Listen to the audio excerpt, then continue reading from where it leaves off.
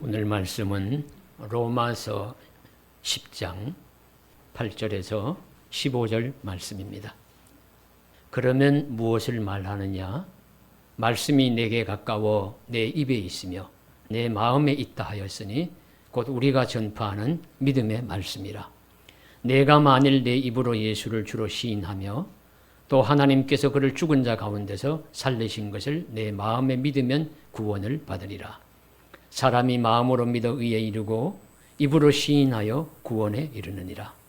성경에 이르되 누구든지 그를 믿는 자는 부끄러움을 당하지 아니하리라 하니 유대인이나 헬라인이나 차별이 없음이라. 한 분이신 주께서 모든 사람의 주가 되사 그를 부르는 모든 사람에게 부요하시도다. 누구든지 주의 이름을 부르는 자는 구원을 받으리라. 그런즉 그들이 믿지 아니하는 일을 어찌 부르리요?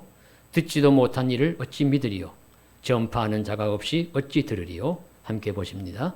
보내심을 받지 아니하였으면 어찌 전파하리요? 기록된 바 아름답도다. 좋은 소식을 전하는 자들의 발이여 함과 같으니라. 아멘. 헬라의 고대 철학자 아리스토텔레스는 2300여 년 전에 인식에 대한 한 규범을 가르쳐 주었습니다. 사물을 판단할 때에 반드시 세 가지 입장에서 보아야 한다는 법칙입니다. 직선으로 공간을 표시하기 위해서는 최초의 공간이 삼각형입니다. 삼각형이어야 사방이 막힌 우리 공간이 될 수 있습니다. 그게 최초의 공간인데, 그래서 어떤 사물도 우리 삼각형의 세 각의 위치에서 보아야 좀 더 올바르게 볼 수 있다 하는 뜻입니다. 아리스토텔레스는 그것을 개체, 특수체, 전체로 정의하였습니다. 사람의 경우에는 나, 우리 모두에 해당이 합니다. 어떤 것을 판단할 때 나의 입장이 있고, 그 다음에 우리의 입장이 있고, 우리보다 더 큰 전체의 입장이 있습니다. 어떤 일이 나만 좋아서는 안 되고요. 우리가 좋아야 되고, 또 좁은 공동체인 우리만 좋아서는 안 되고, 또 전체가 좋아야 합니다. 그래서 우리 기독교 정신도 그렇습니다. 나도 좋아야 하지만 우리가 함께 좋고, 전체가 좋고, 더 나아가서 하나님도 좋아하시는 일이 되어야 온전할 것입니다. 그런 점에서 하나님에 대한 깨달음도 성부, 성자, 성령, 어렵지만 이렇게 말씀하시는 것도 하나님에 대해서 세 지점에서 잘 보고 더 깊이 깨달으라는 말씀이겠습니다. 그래서 오늘은 복음과 구원의 진리를 믿고 전함에 필요한 것을 우리 몸의 세 기관을 중에서 세 가지 지체를 들어서 깨닫고자 합니다. 그것은 마음과 우리 입과 그리고 발입니다. 편의상 마음의 복음, 입의 복음, 발의 복음이라고 명명하겠습니다. 첫째로는 복음은 무엇보다도 마음의 복음이어야 합니다. 복음을 마음으로부터 믿어야 한다는 것입니다. 그래서 오늘 읽으신 로마서 10장의 전반부의 말씀은 마음이 강조되어 있습니다. 8절에도 보시면 말씀이 내 마음에 있다 그렇게 하였다 그렇게 말씀하시고 있고, 말씀이 내 마음에 있다. 9절에 보시면 하나님께서 그를 죽은 자 가운데서 살리신 것을 내 마음에 믿으면 구원을 얻으리라 그렇게 말씀하십니다. 10절에서도 사람이 마음으로 믿어 의에 이르고 라고 말씀하심으로써 우리 9절 9절마다 마음을 강조하십니다. 마음은 무엇일까요? 우리가 마음을 자주 사용합니다. 당신은 내 마음을 몰라. 그런 이야기 하죠. 그리고 어떤 사람을 보고서는 저 사람은 마음이 좁아. 또 어떤 경우는 마음이 넓어. 마음이 차가워. 마음이 따뜻해. 이런 이야기들을 하면서 우리는 마음이 보이지 않지만 분명히 있다는 것을 알고 인정합니다. 마음은 있습니다.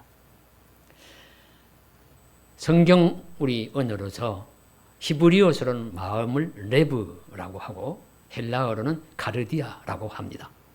그리고 그 의미는 사람의 인식과 의지를 관장하는 그 중심을 마음이라고 부릅니다. 머리에 있다고 생각하면 이성, 생각이라고 마음을 의미할 수 있고요. 그러나 그 마음이 우리는 가슴에 있다고 생각하기 때문에 허트, 마음, 심장이라고 이야기를 합니다. 마음이 어디에 있든지 우리 사람의 가장 중심부, 인격과 존재의 가장 중심부, 핵심을 마음이라고 부릅니다. 인격과 존재의 중심이 마음인 것이죠. 그래서 성경에서도 마음이란 말을 많이 사용합니다. 하나님과 그 말씀을 믿고 사랑하는 것도 제일 먼저 마음으로부터 믿으라. 마음으로부터 사랑하라고 하십니다. 그래서 내 마음을 다하고 성품을 다하고 뜻을 다하고 힘을 다하여 주 너의 하나님을 사랑하라 하셨으니 이것이 크고 첫째 되는 계명이다 말씀하시죠. 우리 마음은 또 다윗의 경우에는 마음이 정직하기 때문에 칭찬을 받습니다. 잠언서에서도 잠언 3장 3절에 인자와 진리가 내게서 떠나지 말게 하고 그것을 내 마음판에 새기라고 말씀하십니다. 잠언 24장 23절에서는 모든 지킬 만한 것 중에 더욱 내 마음을 지키라. 생명이 근원이 이에서 남이니라. 그렇게 말씀하시고 있습니다. 이와 같이 성경에서도 곳곳마다 마음이 중요한 부분임을 말씀하시는데요. 오늘 말씀에서 특별히 마음을 강조하는 이유는 이 마음이 무엇이냐? 마음이 말씀을 받아들이는 곳입니다. 예수를 믿는 곳입니다. 전인격으로 내 온 존재로 예수님을 믿는다 할 때 내 마음이 예수를 믿어야 합니다. 내 마음이 예수님을 부활 주님을 믿어야 하고 예수님이 나의 주님이신 것을 고백해야 합니다. 그래서 마음으로 믿습니다. 그래서 말씀이 거하는 것도 우리 마음이고 구원에 대한 믿음이 거하는 것도 우리 마음입니다.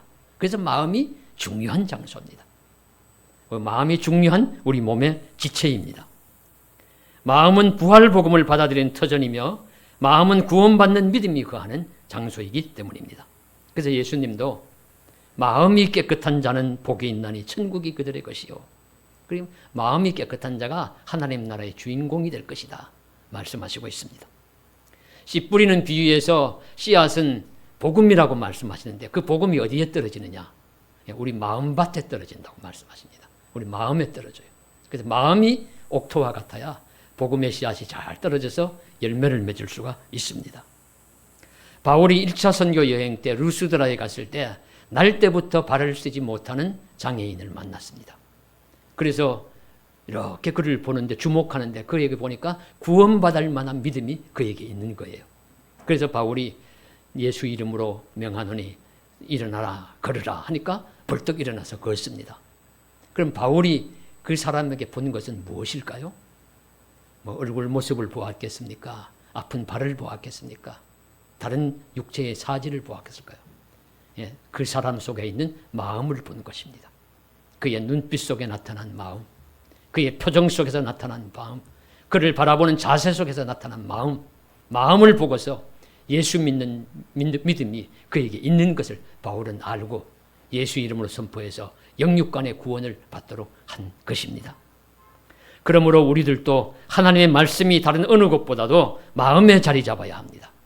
다른 어느 것보다도 말씀의 씨앗이 우리 마음밭에 떨어져야 합니다. 우리도 마음이 깨끗하고 마음이 할례를 받고 마음이 옥토와 같아서 떨어진 말씀의 씨앗을 잘 품고 성숙시켜서 많은 아름다운 열매를 맺기를 간절히 소원합니다.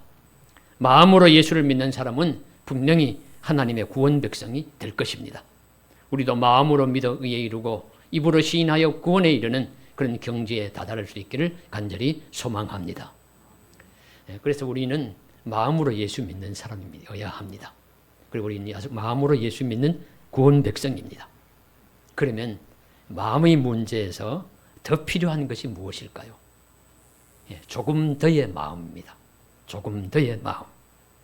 구원받은 자로서 신앙생활을 하고 있지만 조금 더 잘하자는 마음이 필요합니다. 은혜를 받고 감사하며 살고 있지만 아직은 모자라고 부족하다고 느끼고 조금 더 감사하는 마음으로 사는 것이 필요합니다. 이웃을 사랑하라는 삶을 실천하며 살고 있지만 조금 더 사랑하는 마음으로 살 것을 결심하는 것입니다. 교회에 충성하고 가정에 봉사하고 있지만 조금 더 잘하자는 마음을 갖는 것이 중요합니다.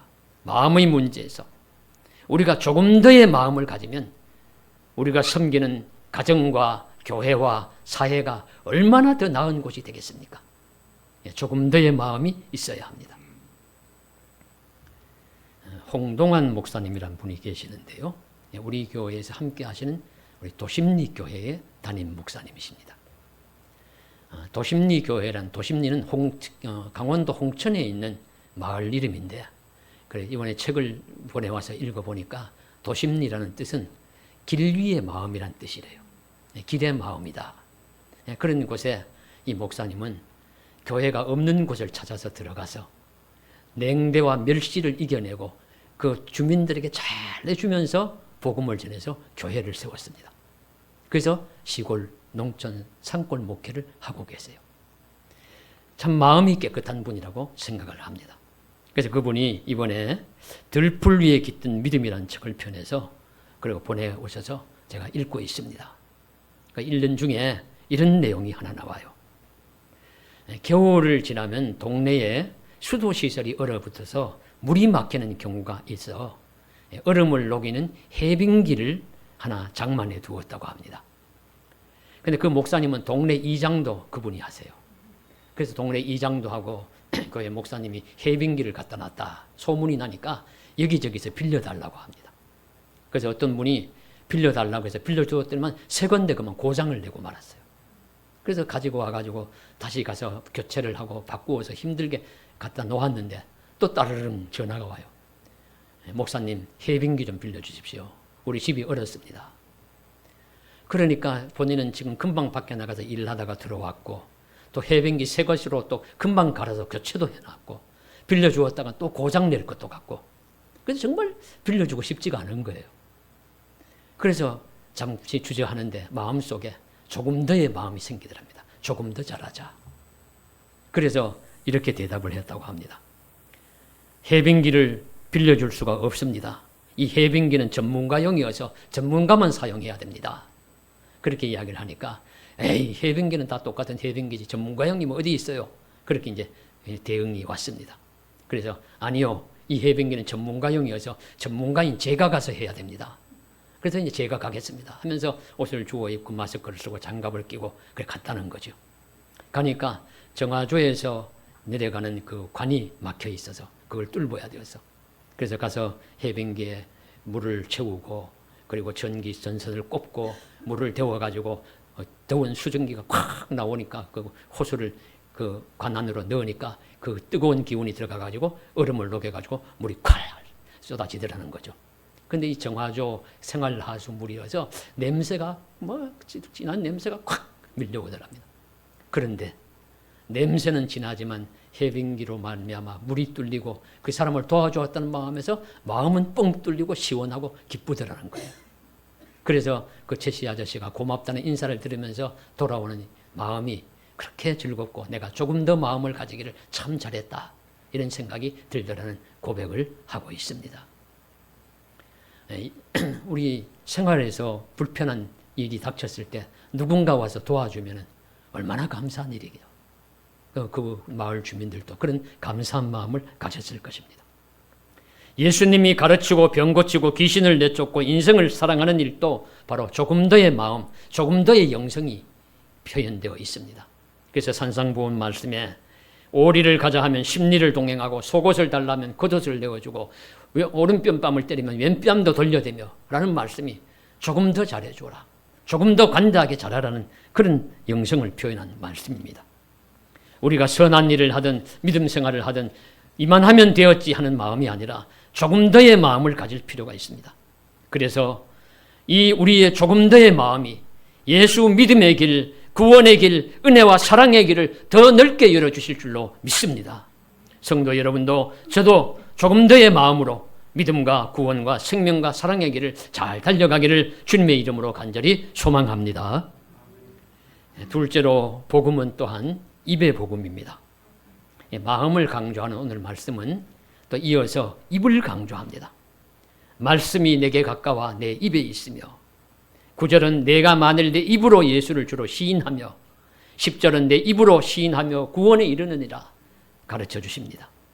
그래서 입의 기능이 여러 가지지만 제일 중요한 기능은 먹는 것과 말하는 거예요. 그래서 오늘 말씀에서는 말하는 것의 중요성을 지금 말씀하고 있습니다. 말씀이 내 입에 가까이 있고 그리고 그 입으로 시인하면은 예수님을 나의 주님으로 시인하면 구원을 받을 것이다. 이 말하는 기능이죠. 혀의 중요성을 말씀하고 있습니다. 그런데 하나님이 주신 입이 열려 있다고 우리 사람들은 무슨 말을 하면서 살아갈까요? 별의별 말들을 다 합니다. 오늘날 그저 유튜브, 인터넷 틀기만 하면은 말들이 쏟아져 나오는데 수많은 말의 홍수 속에서 살아갑니다. 욕설, 비난, 비방, 그리고 쓸데없는 말, 유익하지 않는 말, 물론 선한 말, 유익한 말도 있지요. 이런저런 말의 홍수 속에서 저희들이 살아가면서 세상 사람들은 수많은 말들 중에 별로 쓸모없는 말을 많이 합니다. 한 노 교수님의 이야기인데요. 얼마 전에 서울의 한 강남의 도로를 지나가는데 마침 민방위 훈련 시간이고 딱 걸렸고 마침 점심시간이고 해서 옆에 보이는 식당으로 들어갔다고 합니다. 그런데 그 식당 안에 한 중년의 여성들이 한쪽에 이렇게 많이 모여 계시더래요. 그런데 식당에 들어가서 밥을 먹으려고 하는데 얼마나 말들을 많이 하고 시끄러운지 도무지 정신을 차릴 수 없을 정도로 그렇게 시끄러워서 종업원을 불러서 도대체 무엇하는 사람들이요? 그렇게 물어보니까 동창회의 계모임입니다. 그러더래요. 여성들이 동창회만 모여도 시끄러울 텐데 그 안에서 계모임까지 하니까 얼마나 시끄럽겠습니까? 그래서 이제 밥이 입으로 들어가는지 코로 들어가는지도 모르게 그냥 잡수고 나왔다. 그렇게 이제 말씀을 하시는데요. 저도 이 이야기를 읽으면서 가만히 생각을 해보니까 한번 정말 시끄러웠다는 기억이 나는데 중국 백두산을 간다고 우리 중국으로 들어가서 큰 식당에 하나 들어갔는데 중국이니까 식당도 엄청 넓더라고요. 근데 한쪽 편에 중국 사람들이 한 팀이 또 들어와 있었어요. 근데 정말로 얼마나 시끄러운지 정말 따따붙다 하는데 무슨 말인지도 알아들을 수도 없고 물론 말도 모르기도 하지만 정신이 없을 정도로 막 시끄러워서 정말 우리 한국 사람도 시끄럽지만 중국 사람도 말 많고 시끄럽구나 하는 것을 느낀 적이 있습니다. 오늘 말씀의 말은 이런 말이 아닙니다. 그런 말을 하는 것이 아니고 이런 말들은 그저 입술의 말이에요. 오늘 말씀의 입의 말은 입술의 말이 아니라 마음으로부터 나오는 말입니다. 가슴으로부터 나오는 말입니다. 마음을 인간의 중심이라고 하지 않습니까? 그 중심으로부터 나오는 말로서 진실의 고백입니다. 마음으로부터 나온 말로서 예수님을 주님이라고 시인하는 그 말은 천근만근의 무게가 있고 보물 같은 가치가 있는 말입니다. 그런 말은 마음으로 믿고 입으로 시인하는 그 말은 진실된 고백입니다. 그래서 이 고백, 진실을 숨김없이 말한다. 솔직하게 말한다. 그런 뜻의 고백입니다. 바울 사도가 말씀을 전하고 예수를 믿는 시대는 기독교가 박해를 받는 시대였습니다. 그때 정부 관리들이나 박해하는 유대 당국자들에게 체포되어 이런 질문을 우리 기독교인들이 많이 받았을 거예요. 당신 예수 믿지 않는다고 말해. 이제부터 예수 안 믿는다고 이야기해. 그러면 용서해 줄게. 너를 풀어줄게.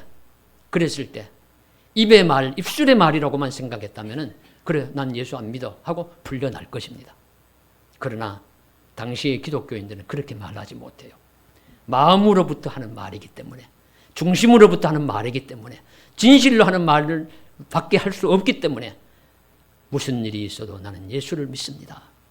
당신들이 나에게 어떻게 해도 나는 예수 믿음을 가지고 있습니다. 라고 고백하는 사람들입니다. 바로 오늘 말씀은 그런 말씀입니다. 그저 단순히 나 예수 믿어, 믿어 하고 어디 가서는 또 안 믿는 것처럼 그냥 막 살아가고 그런 말이 아니에요. 정말로 예수를 내 마음 중심, 내 인생 존재의 깊숙이에서부터 믿고 그것이 입을 통해서 고백되는 그 말, 나는 예수를 나의 주님으로 믿습니다 하는 그 말, 그 입이 바로 하나님 은혜 가운데 복되고 진심인 말이고 구원에 이르는 생명에 이르는 귀한 말인 줄로 믿습니다. 우리도 그런 마음의 말을 할 수 있기를 바랍니다. 단순한 입의 고백이 아니라 마음이 들어간 입의 고백이 되기를 원합니다. 우리의 진실된 혀로 예수는 나의 주님이라는 고백을 할 수 있기를 원합니다. 그리하여 사람이 마음으로 믿어 입에 의에 이르고 입으로 고백하여 입으로 시인하여 구원에 이르느니라 하는 말씀대로 이루어지기를 주님의 이름으로 간절히 소원합니다. 셋째로는 바울은 발의 복음임을 강조합니다. 신체 중에서 발은 좀 무시되는 경향이 있죠. 발은 양말 속에 감추어져 있고 신발 속에 들어가 있고, 그런데 발이 정말 중요해요. 발이 가장 좀 험한 일은 발이 합니다. 그래서 물이 깊거나 또 흙탕물이 있거나 하면 거기에 손을 넣거나 입을 대거나 하지는 않죠. 몸에 다른 곳을 대는 것이 아니라 발이 들어갑니다. 발은 이렇게 험한 일들도 감당하면서 우리 신체에서 정말로 중요한 기관인데요. 한 시인은 발의 소중함을 이렇게 표현하였습니다. 저에게도 발을 씻을 수가 있는 기쁜 시간을 허락해 주셔서 감사합니다. 길 없는 길을 허둥지둥 걸어오는 동안 저는 발의 수고를 미처 생각하지 못했습니다. 고단한 발등, 가뭄에 갈라진 논바닥 같은 발바닥, 이 발로 다른 사람의 가슴을 짓밟지 않도록 해주셔서 감사합니다. 가난한 고향에 집을 나설 때 꽁꽁 언 채로 묵묵히 나를 따라오던 발을 오늘 기억합니다. 서울역에는 오늘 또 가난한 발들이 밤기차를 타고 내리고 신발 없는 발들이 남대문 밤거리를 서성거립니다. 시인은 발의 고마움을 알고 있습니다. 그래서 다른 사람의 가슴을 밟는 잔인한 발이 아니라 갈라지고 고단하지만 가난한 사람들을 움직여서 걷게 하고 일나게 하고 살게 하는 그런 고마운 발의 역할을 소중히 여기며 감사하고 있습니다. 바울도 로마서의 오늘 말씀에서 몸의 지체 중에서 다른 무엇보다도 발의 소중함을 역설합니다. 복음을 믿음으로 마음으로 고백하는 일에 마음과 입이 중요하다는 것을 말한 바울은 오늘 말씀 마지막 절 읽은 15절에서 보내심을 받지 않았으면 어찌 전파리요. 기록된 바 아름답도다 좋은 소식을 전하는 자들의 발이여 함과 같으니라. 그 복음을 전하는 발의 소중함을 강조합니다. 바울은 복음을 전하고 교회를 세우기 위해서 고대 근동세계를 발이 헤어지도록 다녔습니다. 그는 발로 다녔어요. 그 당시에 다른 교통수단이 별로 없지요. 짐승을 타거나 배를 타거나 하지 않으면 발로 다녀야 합니다. 그래서 고대 근동세계를 거미줄처럼 다녔던 바울은 발로 다녔던 바울이기 때문에 발이 얼마나 소중한지를 그는 잘 알고 있습니다. 아마 바울의 발은 틀림없이 막 뭉개지고 헤어지고 상처나고 막 그런 발이었을 겁니다. 보면 그렇게 많이 다닐 수가 없죠. 지금 우리가 차를 타고 여행을 다녀도 너무 힘들고 고통스럽다고 힘들다고 하시는데 그런 길을 걸어가지고 그 당시에 그렇게 다녔으니까요. 오늘날은 통신수단이 잘 발전되어 있습니다. 통신수단 중에서 전화기의 발명은 아주 획기적인 발명이었고 무선전화의 발명은 더 놀라운 일입니다. 그런데 이것이 얼마 되지 않았습니다. 그래서 제가 읽은 이야기 중에 한 기자가 다른 후배 기자들을 모아놓고 전설적인 영웅당처럼 하는 이야기를 적어놓은 것을 보았어요. 그래서 어떤 이야기냐 하면은 1994년 성수대교가 무너졌을 때 그때만 해도 아직 무선전화기가 기자들에게도 보편적으로 지급이 되지 않았다고 합니다. 그래서 성수대교가 무너졌다는 소식을 듣고는 빨리 먼저 들어가서 먼저 그 소식을 전하는 특종을 잡아야 되겠다고 생각하고는 그 성수대교 끝자락까지 가가지고 그 참상을 확인하고 다시 숨이 턱에 닿도록 막 뛰어나가지고 가게를 찾아가가지고 가게 전화기를 빌려가지고 본사로 이렇다고 얘기를 했던 그 이야기를 전설적인 무용담처럼 지금 기자들을 불러 모아놓고 이야기를 한다는 그 이야기를 읽어보았어요. 그게 불과 30여 년 전입니다. 자주 말씀드리지만 꼭 그 시기에 저희가 모시고 있던 담임 목사님이 차를 타고 가시면서 카폰을 처음 설치하거든 우리 부목사님들 앞에 자랑스럽게 친구 목사님하고 이야기하는 걸 그렇게 들었습니다. 기억이 납니다. 우선, 유선 이런 통신시설이 발전한 것이 오래되지 않았습니다. 불과 지금부터 약 200~300년 전만 해도 포르투갈의 식민지인 남미에서 포르투갈 국왕 스페인 여왕이 죽었다는 소식을 듣는 데는 뭐 몇 달이 걸리고 반년이 걸리고 했다고 합니다. 그걸 알게 되는 데에는. 그러니 지금부터 2000여 년 전에 이 복음을 전하는 다른 수단이 무엇이 있겠습니까? 오직 발로 가서 몸으로 전하는 수밖에 없는 겁니다. 편지를 써도 발로 가서 전해줘야 되죠. 아무리 멀어도 사람에게 가서 직접 전해야 하니 사람의 발의 수고가 없으면 일이 되지 않습니다. 바울은 이것을 잘 아는 사람이었습니다. 복음을 전하는 일에 발의 수고가 얼마나 크고 아름다운지를 잘 아는 것입니다. 그래서 복음을 전하기 위해서 팔레스타인, 시리아, 터키, 그리스 지역을 거미줄처럼 다녔던 바울의 발의 모습은 논바닥처럼 갈라지고 상처투성이었을 것이지만 그는 아름다운 발이라고 명령하는 것입니다. 왜냐하면 그는 가장 기쁜 소식을 전하는 도구요, 사람의 생명을 살리는 구원의 소식을 전하는 기본적인 운반 도구였기 때문입니다. 그래서 바울은 아름다운 소식을 전하는 자들의 발이여 라고 하면서 감탄사를 발하는 것입니다. 생각해 보면 인류 역사를 빛낸 아름다운 발들이 있습니다.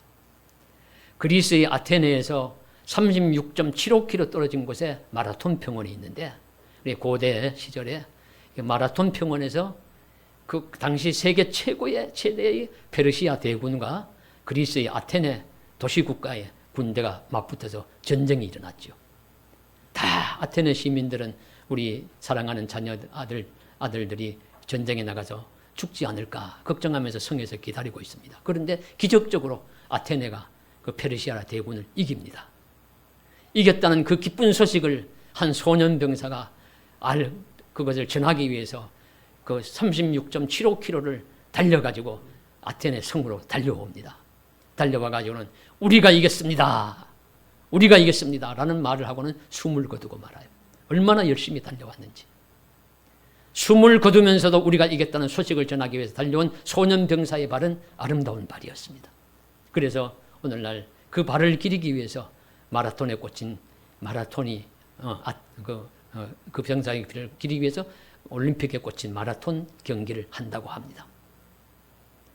얼마 전에 말씀을 드렸던 사마리아 성의 4명의 나병 환자들, 도망간 아람 군대의 진영에 가서 보니까 먹을 것이 풍성한데 동네 우리 성 안에는 굶어 죽는 사람이 많아요. 자기들만 먹고 챙기고 하다가 우리만 이렇게 오늘 아름다운 소식이 있는 날인데 즐기면 화가 있을 것이로다 반성하고서는 그들이 달려가서 소식을 전합니다. 그 소식을 전하는 네 문둥이의 그 발은 아름다운 발이었습니다. 남편을 5이나 두었던 죄 많은 수가성 사마리아 여인이 우물가에서 예수님을 만나고 예수님과 하나님이 보내신 메시아임을 깨닫습니다. 그는 물동이를 버려두고 동네로 뛰어가서 전합니다. 내가 행한 모든 일을 내게 말한 사람을 와서 보라. 그가 그리스도가 아니냐. 이렇게 전하러 뛰어갔던 이 소식을 전하기 위해서 동네로 달려간 여인의 발은 아름다운 발이 아닐 수가 없습니다. 1700년대 영국과 미국을 다니면서 영적 대각성 운동을 이끈 조지 휘필드 목사라는 분이 계시는데 그는 복음을 전하기 위해서 발이 따라 없어지는 삶을 추구했다고 합니다. 얼마나 발로 복음을 전하면서 열심히 다녔는지 발이 따라 없어져도 좋다. 그렇게 표현을 했을까요? 이처럼 아름다운 발을 만들며 살아간 사람들이 있습니다.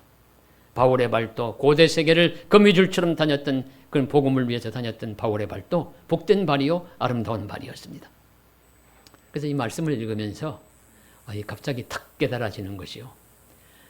예수님께서 공생의 마지막 날 밤에 요한복음 13장에 보면 세족식을 합니다.